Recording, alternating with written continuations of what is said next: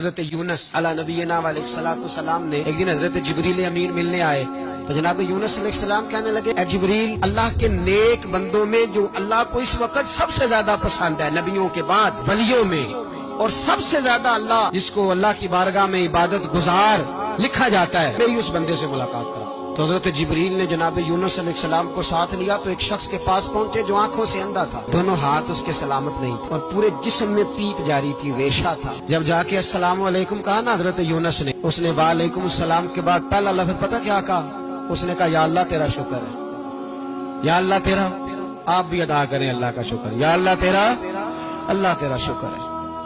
حضرت یونس علیہ السلام کہنے لگے تو شروع سے اس طرح کا ہے، نابینا بھی اور ہاتھوں سے معذور بھی اور سارا جسم شروع سے؟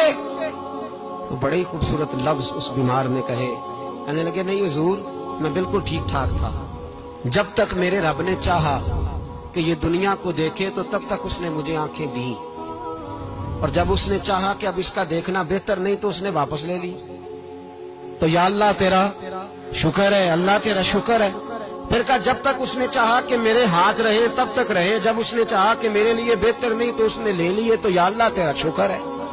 جب تک اس نے چاہا کہ میرا جسم صحیح و سلامت رہے تو رہا، اور جب اس نے چاہا کہ میرے لیے بہتر نہیں تو مجھے بیمار کر دیا، تو یا اللہ تیرا شکر ہے۔ تو حضرت یونس علیہ السلام کہنے لگے جبریل واقعہ یہ اللہ کا سب سے زیادہ شکر گزار بندہ ہے، سب سے زیادہ عبادت گزار بندہ ہے، سب سے زیادہ۔ میرے رسول پاک علیہ السلام نے فرمایا جب میرا رب کسی کو بیمار کرتا ہے تو دو فرشتوں کو بھیجتا ہے، جاؤ میرے بندے کی تیمارداری کر کے آؤ۔ اللہ اکبر، خود رب بھیجتا ہے۔ میرے نبی پاک صلی اللہ علیہ وسلم نے فرمایا رب دو فرشتے بھیجتا ہے،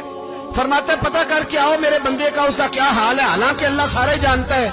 فرشتے آتے ہیں واپس جاتے ہیں، رب کریم پوچھتے ہیں بتاؤ میرا بندہ کیا کہتا تھا؟